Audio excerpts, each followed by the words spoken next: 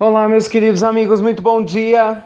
Muito bom dia, muito bom dia! Mais um domingo pela manhã, começando o nosso dia.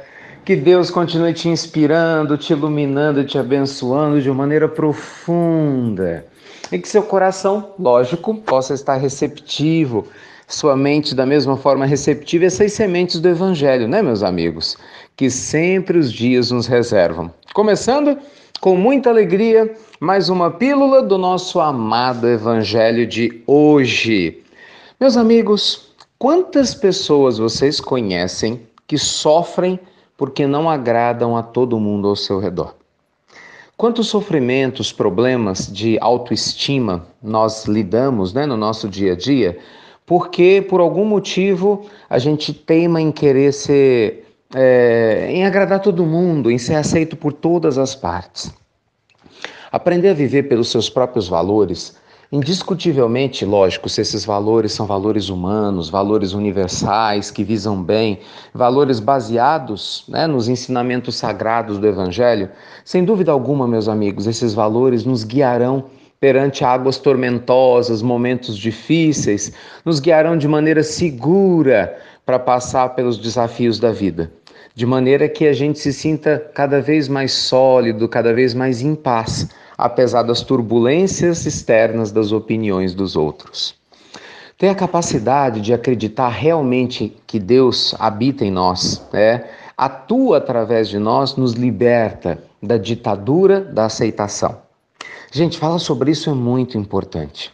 Jesus, na sua época, e todo mundo sabe disso, não foi completamente aceito, muito antes pelo contrário, não é? Veja, era Jesus, veja, era esse ser de luz gigantesco, mas não foi completamente aceito. A resistência ao Cristo, aos seus ensinamentos, à sua bondade era imensa, mas nem por isso, apesar de Jesus ter sido completamente mal entendido por muita gente, fez com que ele mudasse de opinião ou mudasse a sua forma de viver amorosa, tranquila e serena. Por quê? Porque ele estava baseado nos seus valores fundamentais, o valor do amor, da doação. No decorrer da história, nós vamos encontrar casos extremamente parecidos, né? Antes do próprio Cristo, vamos encontrar Sócrates. Sócrates foi um grande filósofo grego, foi condenado a beber cicuta, quer dizer, ele foi condenado à morte. Qual era o crime de Sócrates? Ensinar a juventude grega a pensar, porque Sócrates fazia perguntas, utilizava-se de um método chamado maiêutica. Ele perguntava coisas e as pessoas começavam a pensar, a pensar, a pensar. Isso começou a incomodar a ordem vigente, os governadores, vigentes da época, que não queriam que as pessoas pensassem. E aí Sócrates foi encarcerado, e aí conta-nos a história que um dia antes da sua morte, os seus discípulos conseguem subornar a prisão para poder fazer com que Sócrates fugisse. E ele fica muito triste com isso. Interessante, né? A grandeza das grandes almas. E então Xenofonte nos conta, um dos seus discípulos, que ele chega e conversa e fala assim: por que vocês estão aqui desse jeito? Mas vamos fugir, né? Fuja, mestre, fuja desses homens, vão matar você. Eles falam: matar Sócrates? Não.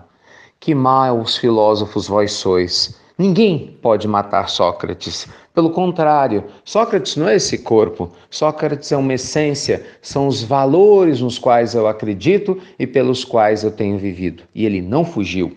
E no dia seguinte, ele bebe a cicuta, que era o veneno, e acaba desencarnando. Agora veja que coisa interessante. Nós temos muito mais de 2,5 séculos, mais ou menos, que isso aconteceu. Todo mundo já ouviu falar no nome de Sócrates. Ninguém conhece o nome dos seus agressores. Veja que quando nós vivemos pelos valores fundamentais, meus amigos, que norteiam a nossa vida, mesmo quando nós somos mal compreendidos, a vida não se esquece de nós. Mas recentemente Mahatma Gandhi, para citar um outro exemplo de grande amor que foi mal compreendido por muitos, ajudou a Índia a se libertar da Inglaterra, não é? Com a política de não agressão, com a política de generosidade. E mesmo assim, foi mal compreendido. Muitas pessoas da sua própria religião não aceitavam que ele fosse pacifista. Tanto que Gandhi toma 3 tiros, ele é assassinado, por um radical, veja só que coisa, da sua própria religião. E no seu desencarne, quando ele o perdoa, Gandhi dá uma lição ainda maior, né, do que é a vida além da vida, do que é viver pelos seus próprios valores, porque nem na hora do seu desencarne sendo assassinado, ele abre mão de ser um pacifista. E veja só como é que isso é a história.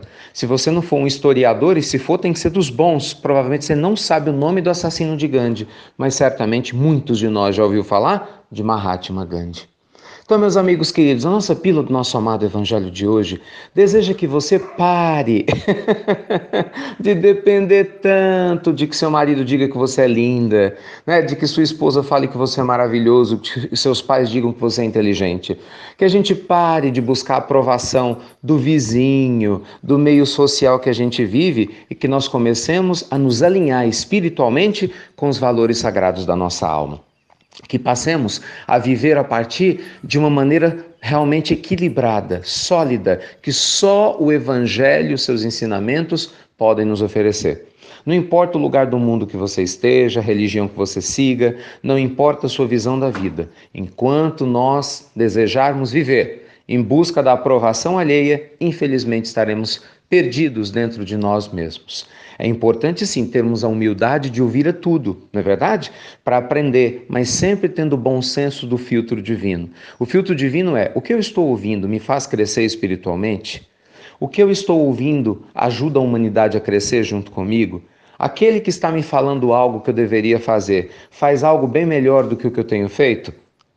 Quando a gente passa essas questões todas pelo filtro divino, você vai perceber que 99% das coisas que você ouve que vem dos outros, infelizmente nem sempre fazem muito sentido. Mas a gente sofre por causa disso.